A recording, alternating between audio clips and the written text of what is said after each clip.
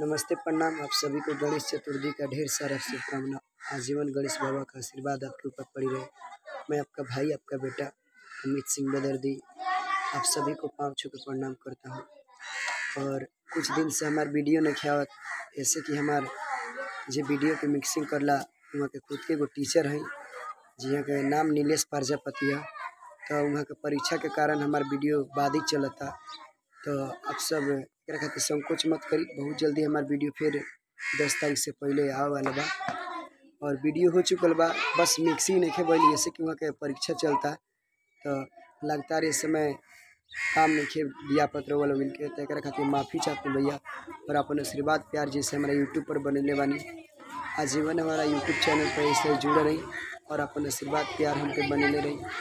और 10 तारीख से पहले रवा लोगों के बीच फिर हमारी वीडियो आवे लगी। और हमेशा बस ये कोशिश करी लेकिन रवा लोगों के कैसे भी करके खुश रखी और रवा लोगों का आशीर्वाद पाई और आजीवन उनके पैर में है। कैसे कि हमारा जीवन के गुण सोचे कि रवा लोगों के पैर में रह के ही अपन जीवन बितावे के और हमेशा कुछ ना कुछ मनोरंजन दी। बस शॉर्ट वीडियो जा रहा बा लगातार इंस्टाग्राम पे अमित सिंह बेदर्दी और फेसबुक पे बढ़ले बा, पेज पे बढ़ले बा। शॉर्ट वीडियो एक दिन ना जाला भैया, रुकेला ना। बस बड़का वीडियो रुकल बा, वो अभी हाल फिलहाल में 4 दिन पहले वो वीडियो छूटल रहा कि नाम धके हम के सुदामा कहता, हमारा के बेटा मामा मामा कहता।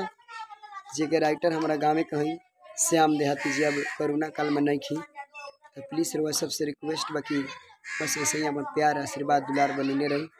और बस 10 तारीख ले भैया क्यों न रउआ लोग 10 तारीख ले बर्दाश्त करी। 10 तारीख के बाद फिर और भाई और बेटा रउआ के सामने और अपन वीडियो छोड़ी। बस यही यूट्यूब पर आजीवन जो वीडियो अपडेट बा ओकरा के देखी और आप प्यार दुलार यूट्यूब पर। नमस्ते, प्रणाम, लव यू।